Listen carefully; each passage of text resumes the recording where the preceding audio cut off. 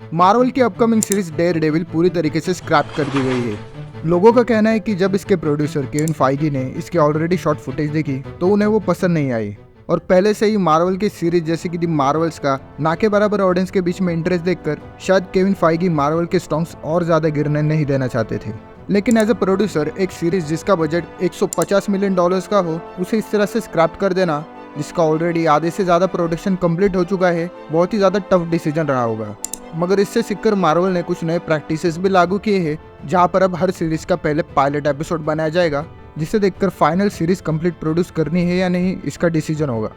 ना कि पहले की तरह पूरी सीरीज का एक बजट सेट करके उसे ग्रीन लाइट कर लास्ट में उसे फाइनलाइज करे, जैसे अभी तक की मार्वल सीरीज होती आई है। और अब हर सीरीज को एक स्पेसिफिक शो रनर भी रन करेगा जो पूरे शो को मैनेज करेगा, जो कि इससे पहले शो की सारे डिसीजंस डायरेक्टर्स और प्रोड्यूसर्स ही करते थे। उसी के साथ जहाँ तक सवाल है इसके लॉस का, तो डिज्नी जैसे बड़े हॉलीवुड प्रोडक्शन कंपनीज के पास बहुत सारे ऐसे स्ट्रैटेजीज होते हैं जिससे वो इसके लॉस को बहुत हद तक कम कर सकते हैं, जैसे कि टैक्स राइट ऑफ। बेसिकली एक फिल्म या टीवी शो के लिए गवर्नमेंट की तरफ से सब्सिडीज होती है, जहाँ पर फिल्म के टोटल प्रोडक्शन कॉस्ट में से इनिशियल 15 से 20 मिलियन डॉलर्स रिटर्न मिलते हैं, जिसका यूज कुछ स्टूडियोज इलीगली भी करते हैं, जहाँ पर फिल्म को स्पेसिफिकली सिर्फ और सिर्फ टैक्स राइट ऑफ के लिए बनाया जाता है, जिसमें हद से ज्यादा बजट और एक्सपेंसेस शो किए जाते हैं। फिर भी उसके बजट के हिसाब से फिल्म का आउटपुट बहुत ही ज्यादा बिलो एवरेज और कई बार तो बी ग्रेड से भी बदतर होता है, जिससे वो बॉक्स ऑफिस पर फेल हो जाती है और उसे एज अ लॉस दिखाकर उससे टैक्स बेनिफिट लिए जाते हैं। और ये प्रैक्टिस हॉलीवुड हिस्ट्री में बहुत सालों से चली आ रही है, जहाँ पर 1930 में चार्ली चैपलिन ने अपनी एक फिल्म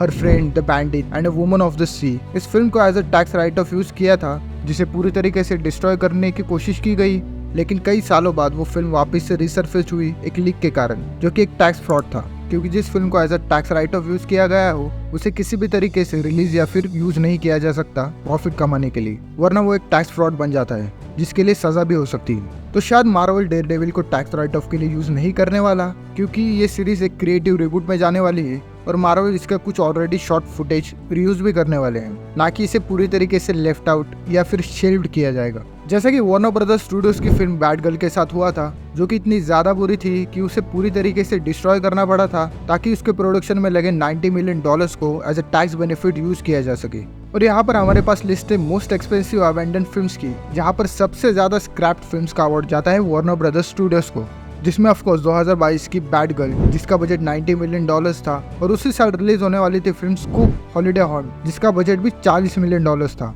और 1998 की फिल्म सुपरमैन लिव्स जिसमें हमें निकोलस केज दिखने वाले थे एज अ सुपरमैन, उसे भी बीच प्रोडक्शन में ही कैंसिल कर दिया गया था। उसका भी बजट आज के डेट के हिसाब से करीब 47 मिलियन डॉलर्स था। ऐसे ही एक फिल्म को स्क्रैप करने के पीछे बहुत सारी वजह हो सकती है, जैसे कि मार्वल की फिल्म फैंटास्टिक फोर 1994 में रिलीज होने वाली थी, लेकिन अचानक फिल्म के प्रोड्यूसर आइचिंगर ने अनाउंस किया कि फिल्म रिलीज नहीं होने वाली। इसके बाद फैंस के बीच में अफवाह फैल गई कि इस फिल्म को सिर्फ इसीलिए बनाया गया था ताकि प्रोड्यूसर्स इसके राइट्स ना खो सके, जिसे 2005 में स्टैन ली, जो कि फैंटास्टिक फोर के कॉमिक राइटर थे, उन्होंने भी कंफर्म किया। लेकिन इसके प्रोड्यूसर्स कॉनमैन और आइचिंगर ने इसे साफ साफ नकारते हुए ये बताया कि ये फिल्म सिर्फ 1 मिलियन डॉलर्स के बजट के साथ बनी थी और वो फैंटास्टिक फोर जैसे इतने बड़े फ्रेंचाइज को रूइन नहीं करना चाहते थे इतने लो बजट के साथ प्रेजेंट करके। और बस इसी तरह फिल्म को ऑफिशियल रिलीज तो कभी नहीं मिल सकी, लेकिन बाद में जाकर उसे फैंस के लिए यूट्यूब पर अपलोड किया गया।